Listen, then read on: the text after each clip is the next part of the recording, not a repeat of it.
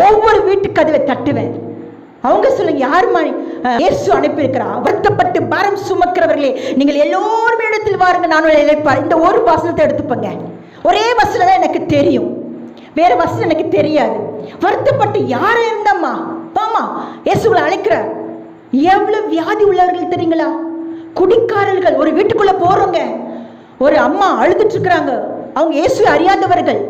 அவங்க எங்கம்மா அவங்க புருஷன் கட்டில் கீழே படுத்துட்டு இருக்கிறாருங்க. என்னன்னு பார்த்தா நல்ல குடிச்சிட்டு சண்டே ஆனா கட்டில் கீழே போய் படுத்துப்பாரு. அந்த ஆவி அதை மறைஞ்சிட்டாராம்.